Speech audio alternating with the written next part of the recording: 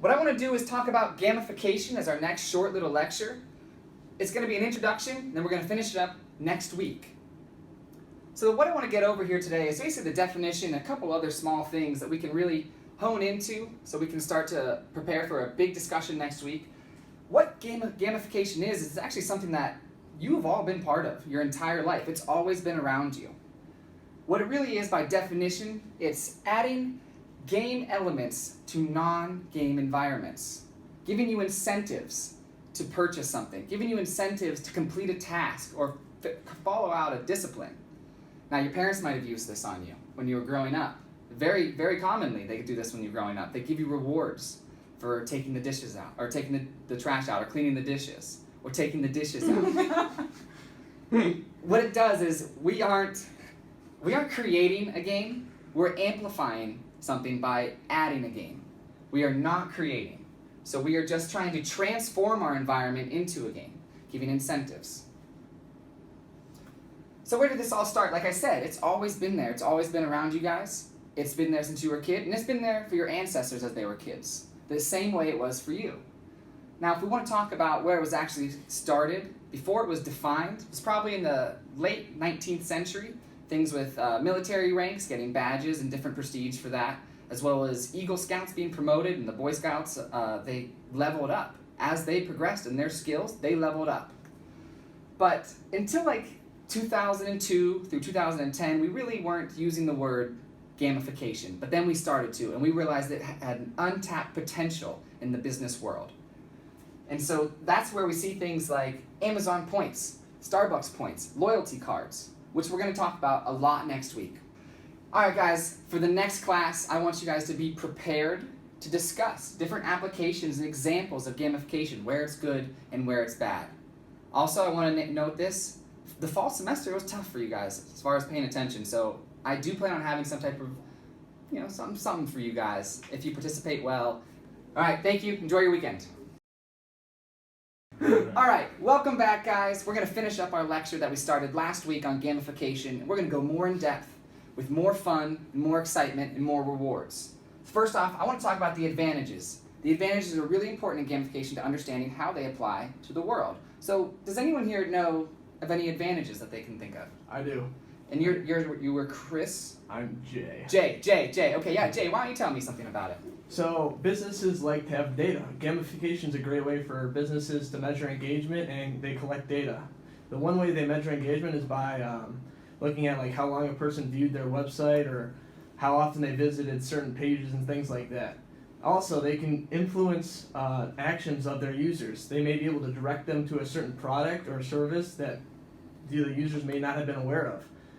Another cool thing I've learned about gamification is that they can offer new products through it. If they don't know too much about it, if people don't know much about it, gamification will help introduce product. I've also read a couple articles where companies can use gamification to help solve problems that they are currently having. Now, this is something I told you guys, and I'm glad Jay showed up. Let him be an example, because he really showed up today, and he gave a great answer. Were you in my office last night looking at the PowerPoint slides or anything? No?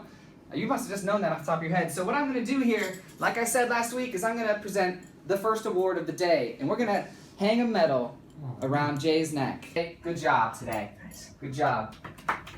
Moving on, I know we have more advantages that we want to talk about, so Mr. Know-It-All, Jay, let me know. Well, obviously gamification includes some sort of game, so obviously you want it to be fun. If it's not a fun game, your odds are you're not going to play it. So, as you mentioned before, it's rewarding, and there's some loyalty involved. I get points for my credit card, and awarding, as you said, with the Boy Scouts, you get badges as you move up. So obviously those are some big advantages to gamification. Also, there are really extreme health benefits to using gamification. One thing I did read was Pokemon Go. People started moving around more, became a little bit more healthy. I also read an article where gamification can be used to stop smoking. So all good things for... Right, we never want to start smoking, and on that, you're going to get your second medal today. I hope you catch a Charizard soon. Nice. I never played. There's some great points that we brought up about advantages, but just when we talk about advantages, there are also some things that are disadvantages of gamification. It's important to make note of that. I have a quick question. Does your neck hurt? Yeah, it's a little. Your neck hurts. Okay. So So what I want Chris's neck to hurt too. So Chris, can you please tell me something about disadvantages here? Yeah, I can elaborate on your slides a little bit. One disadvantage of gamification, you got incorrect focus on winning.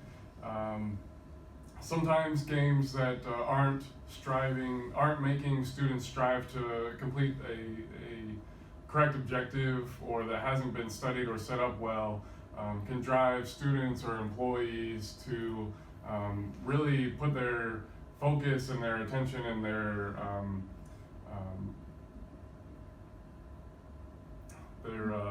drive for winning onto the wrong topic or the wrong point of the game, and that's never good for anybody involved. Complicated games can even make some players feel lost. You can have games that have too many factors on them, or have too much information that people don't understand, and some people just feel like they're not able to succeed in the game, which is never good. Another disadvantage is that gamification may ruin motivation. If employees or students just want to get a paycheck or just want to get a passing grade, and they've got this game given to them that only drives home certain factors and certain ideas, that can kind of direct them in the wrong direction as well. Another disadvantage of gamification is that it can lead to decreased attention span.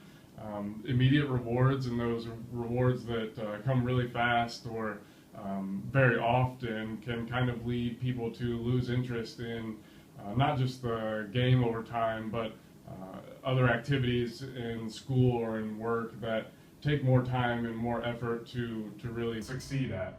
When people want that reward right away, there's a lot of different things in life that don't give you that reward or that physical gift or prize, like some games that you can play do, and so that can create some issues with users of gamification too.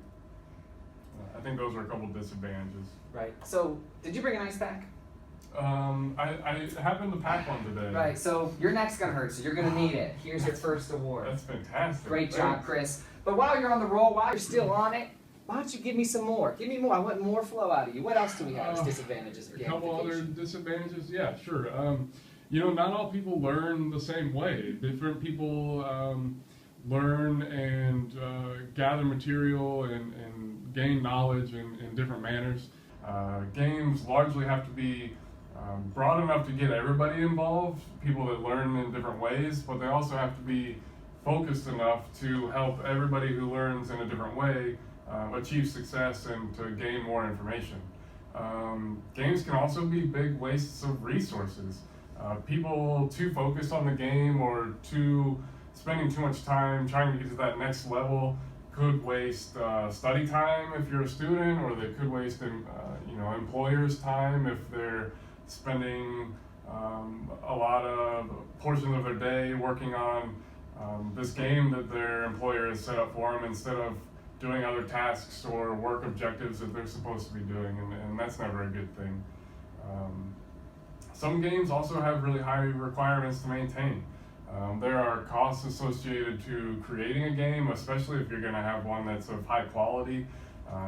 Then once it's created, you have to have people maintain the game and run it, and then even update it when new information comes out, or continuing to add information and aspects of the game to keep people involved. And those can all lead to a lot of costs for the company or for the school that provides the games too. So I think those are a couple different disadvantages that you wanted me to talk about. And so Chris is absolutely right. It's really important for us to understand that these disadvantages are going to be present as we try to deal with gamifications as we become business leaders. So really good job, Chris. I'm really happy with that. Now, Thanks. I'm thinking I'm about to lose my job because I have some bright children here in the audience.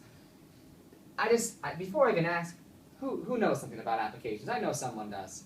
I can share some Jagadish, examples. you? Yeah. Let me hear it. I'm all ears. Yeah, when it comes to Department of Defense, back in 1998, US Army was worried about the declining number of new recruits. So they decided to gamify the recruitment process. So they converted the entire military into a game. So in order to exhibit this game, they used virtual army experience centers. These are they use these centers at shopping malls and also at public events. So when it comes to that, they can have a interactive experience about what's going on in military, and also along with it they provided the career options. You can have all these options like that. So when they introduced this program, in first 4 months itself they could see significant amount of people coming and recruiting themselves in the program. When compared to the traditional approach for recruiting, this is a very good process. So when it comes to education, gamification is used to motivate the children and to learn in an interactive way instead of the old ways through reading books and PDFs. They can learn in an interactive way. I can mention an example like Lee Sheldon. He himself is a game writer and designer. When he became a professor at Indiana University, he changed the entire grading process for his class. He replaced the traditional grading with experience points. When it comes to experience points, it's like a student when he starts a course, he has zero experience. So as he moves on and achieves some milestones in the games that are for learning purposes, so they will attain some experience. By the end of the course, they will be very experienced. So it helped them a lot, and a lot of they could see a lot of improvement in the grades and the learning curves. And when it comes to design, gamification techniques are used to design a lot of websites. We may not know them, but they exist in the website design. Like social networks like LinkedIn, they survive on user engagement. If they don't have a user engagement, their sites will be down.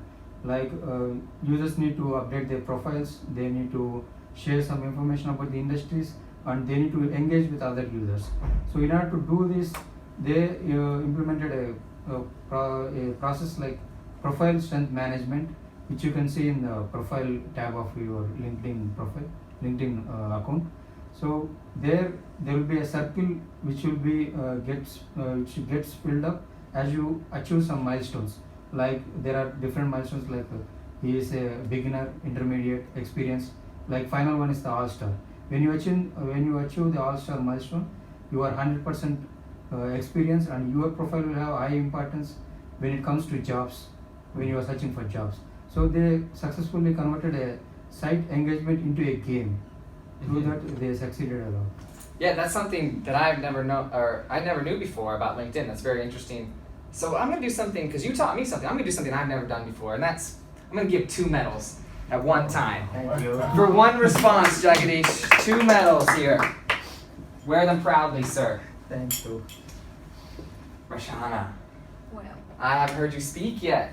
Maybe on this last one you have some voice in you. I know you do. yeah. What do you think about the rest of these applications here? Well, I could speak about them. Marketing, I think I have a lot of cards with me. The reward points, loyalty cards.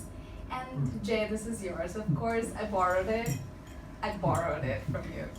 Well, these are different points and loyalty points and reward points we get at different stores. This is a way they market through games.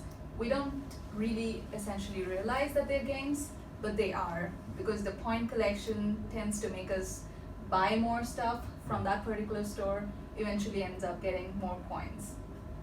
So that's about marketing. What about health? I'm sure, Professor, you've seen a lot of students walking around the campus lately with a game called Pokemon Go, as Jay mentioned. Right, I have seen it. Did I see you once? Well, no, that No? was not me. Must have been someone else. No, yeah, I do have it installed though.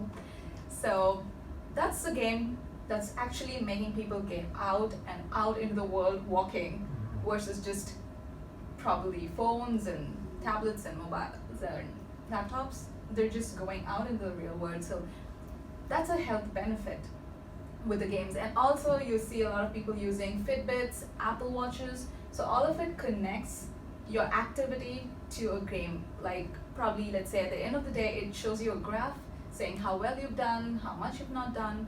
So it's all a game again. So I have something interesting to show you all. I have downloaded an app called Aqua Alert. So this actually measures the level of water I drink every day, and it tells me at the end of the day how hydrated I am and how much more water I should probably need for my body. So this is just a simple thing that is drinking water, but then they made an app out of it. They made it so interesting, and then now I probably am more motivated to just check what's my hydration level every now and then. I think that's phenomenal. Wow, is anyone paying you for that plug? No. You did an excellent job. What a representative you are. Yeah. And Chris, it's only for water.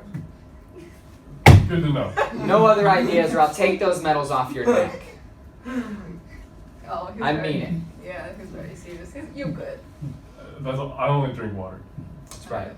Yeah. That's right. So, coming to another perspective called work, I've read an interesting article.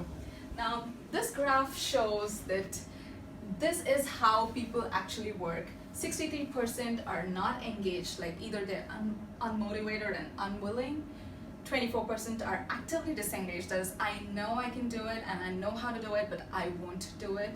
Now, only 13% are actively engaged, as knowing what you do and actually doing it.